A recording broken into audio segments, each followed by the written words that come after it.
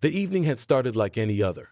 I returned home from work, expecting the warm embrace of my wife, Laura. Our marriage, though not without its ups and downs, was my sanctuary.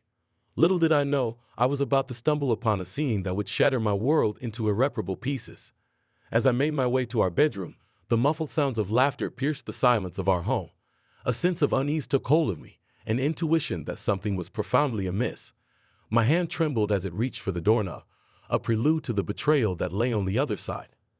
The door swung open, and there they were, Laura and Mike, entwined in what used to be our bed of love.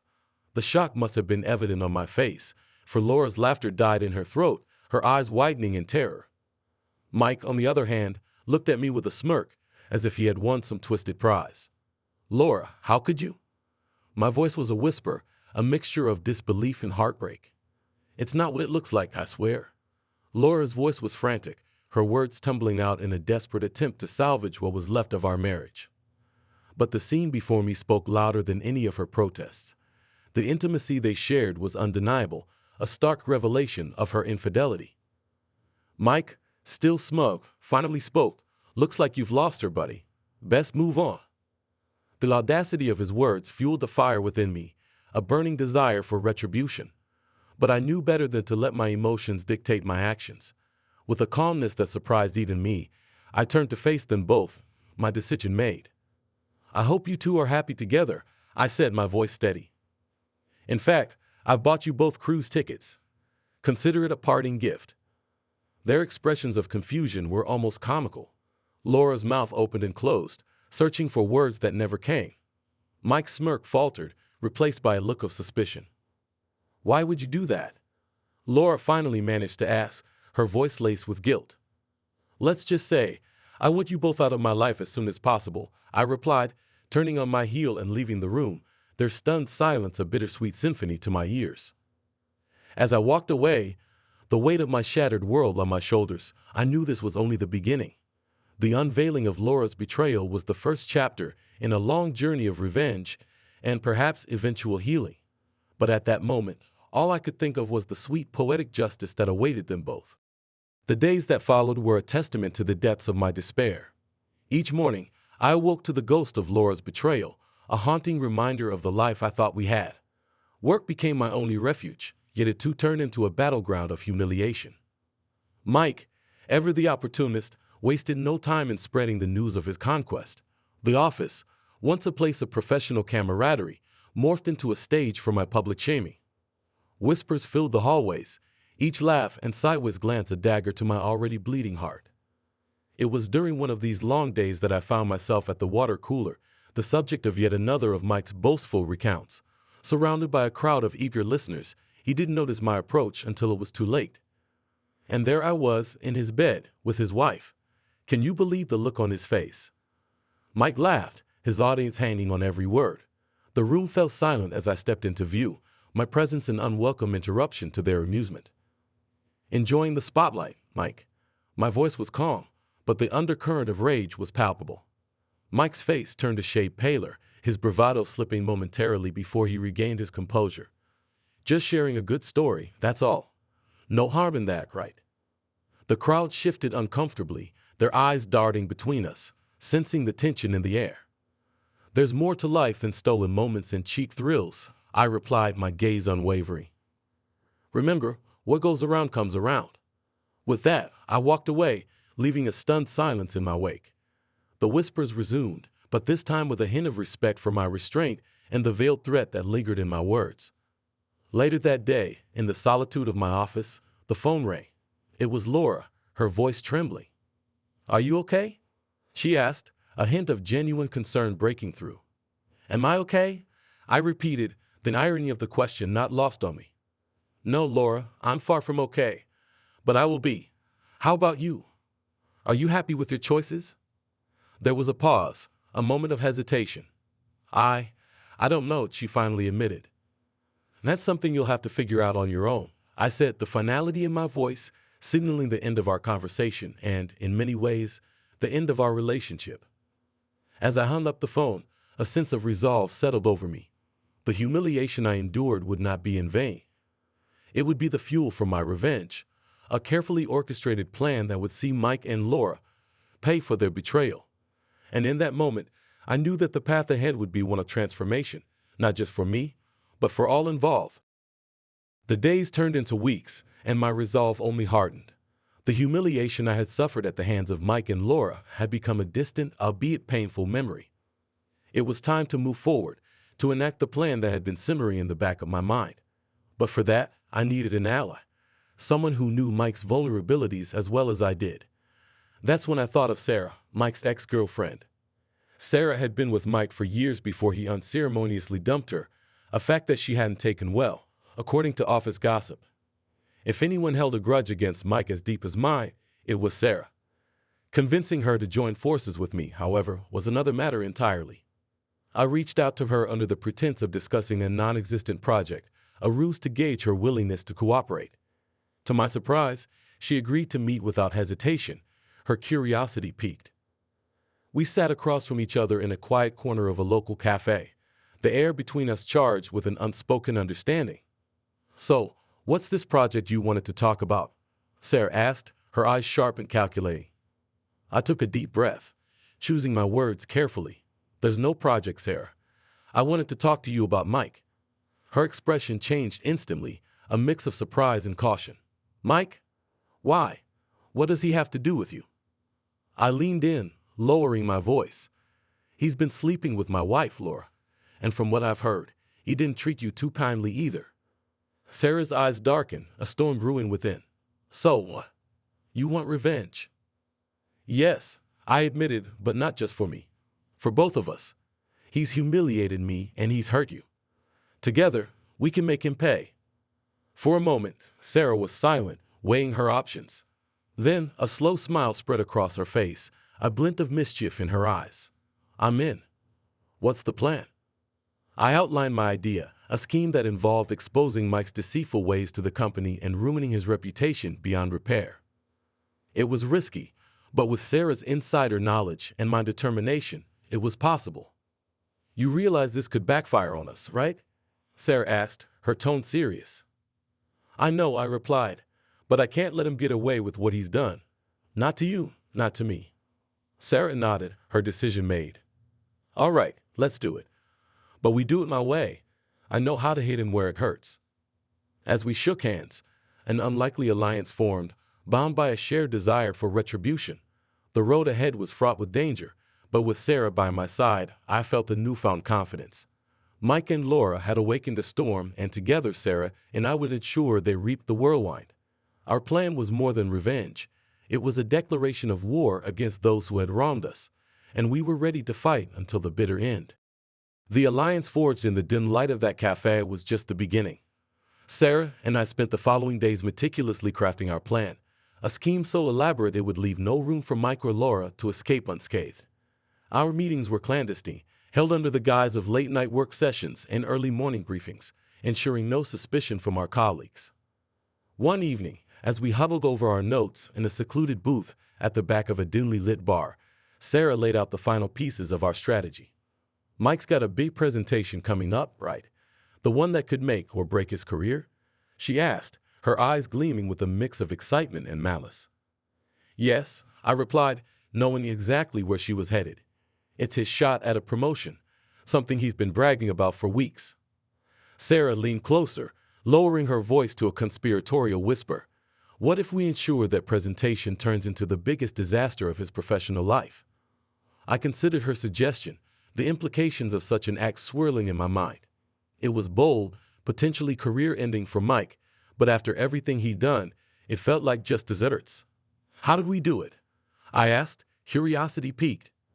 "We tamper with his presentation, replace it with something less flattering." "And I have just the thing in mind," Sarah said, a wicked smile spreading across her face. The plan was simple yet devilish. Sarah, with her IQ background, would hack into Mike's computer, replacing his meticulously prepared presentation with a slideshow of his most compromising moments, many of which she had kept from their time together. The coup de grace would be a series of emails between him and Laura, proof of their affair displayed for all to see. "But what about Laura? She's part of this too," I reminded Sarah, unwilling to let her off the hook. Don't worry, I haven't forgotten about her, Sarah reassured me. Once Mike's career is in ruins, Laura will be left to deal with the fallout. Her reputation will be tarnished by association. It was a brutal plan, one that left little room for mercy. Yet, as I sat there, listening to Sarah outline each step with surgical precision, I felt a sense of vindication. This was more than revenge, it was justice. Are you sure you're okay with this? Sarah asked, her tone suddenly serious. There's no turning back once we set this in motion. I met her gaze, the weight of our decision heavy on my shoulders. I've never been more sure of anything in my life. Mike and Laura need to learn that their actions have consequences. It's time they pay for what they've done. Sarah nodded, a look of resolve etched on her face. Then let's do it. It's time to bring Mike's house of cards crashing down. As we shook hands, sealing our pact, I couldn't help but feel a twinge of guilt for the path we had chosen. Yet, the desire for retribution, for justice, overshadowed any doubts. Mike and Laura had sown the seeds of their destruction, and now they would reap the whirlwind. Our master plan was set in motion, a scheme born of betrayal and fueled by the desire for vengeance. The stage was set for the ultimate showdown, and I was ready to play my part. The day of Mike's presentation dawned bright and clear, a stark contrast to the storm brewing in the shadows. Sarah and I arrived at the office early, our nerves taut with anticipation. As we made our way through the bustling corridors, we exchanged a glance, a silent acknowledgement of the point of no return. In a secluded corner, Sarah pulled out her laptop, her fingers flying over the keyboard as she initiated the final phase of our plan. It's done, she whispered, a triumphant gleam in her eyes. The presentation is replaced. There's no going back now. I nodded, the gravity of our actions settling in. Let's head to the conference room. We can't miss the show. The room was packed, a testament to the importance of Mike's presentation. Colleagues and executives mingled, their chatter filled with anticipation. Mike was at the front, a picture of confidence, unaware of the impending disaster. As the lights dimmed and the first slide appeared, a collective gasp echoed through the room. Instead of the expected figures and graphs, there was a photo of Mike in a compromising position, his face a mask of shock as he fumbled with the remote. What the? This isn't my presentation, he stammered, his voice laced with panic. The slides continued, each one more damning than the last, culminating in the explicit emails between him and Laura. The room was silent, the air thick with disbelief and judgment. Mike's eyes scanned the room, landing on me. You did this, he accused, his voice a mix of rage and desperation. I met his gaze, my expression unyielding. You brought this on yourself, Mike. You betrayed me, betrayed us all with your lies and deceit. The room erupted into chaos, colleagues whispering among themselves, their looks of pity and scorn directed at Mike. Laura, who had been standing at the back, fled the room, her face a mask of humiliation. As Mike tried to salvage what was left of his dignity, Sarah leaned over, her voice barely audible over the commotion. It's done. Are you satisfied? I watched as Mike's career crumbled before his eyes, the weight of his actions finally catching up to him. Yes, I replied, a bitter taste in my mouth. But at what cost? Sarah put a hand on my shoulder, her expression somber. Sometimes the cost of justice is higher than we'd like. But remember, this was about more than revenge. It was about accountability. As we left the conference room, the sounds of Mike's downfall echoing behind us, I couldn't help but wonder if the price of our vengeance was too high. The satisfaction of seeing Mike and Laura pay for their betrayal was undeniable, but it was tempered by the realization of the collateral damage we had caused. Our revenge was complete, but the victory was hollow. In our quest for justice, we had crossed lines, sacrificing pieces of ourselves in the process. The scars of betrayal would heal in time, but the consequences of our actions would linger, a constant reminder of the cost of vengeance. The fallout from the presentation was immediate and far-reaching. Mike was suspended pending a full investigation, his reputation in tatters. Laura, too, faced her own set of consequences, shunned by colleagues and marked by her involvement in the scandal. The office was abuzz with rumors and whispers, a constant reminder of the drama that had unfolded. In the days that followed, I found myself wrestling with a mix of emotions. There was a sense of justice, yes, but it was overshadowed by a profound sense of loss. I had set out to right a wrong, to make Mike and Laura pay for their betrayal, but at what cost? The satisfaction of revenge was fleeting, replaced by a hollow emptiness. One afternoon, as I sat in my office staring blankly at the computer screen, Sarah knocked softly on the door. "Can I come in?" she asked, her voice gentle. I nodded, motioning for her to take a seat. "Of course, Sarah. What's on your mind?" She hesitated, choosing her words carefully. "I've been thinking about everything that's happened, about the choices we made. Do you think it was worth it?" I sighed, the weight of her question heavy on my shoulders. "I don't know, Sarah. Part of me feels justified, like we did what needed to be done.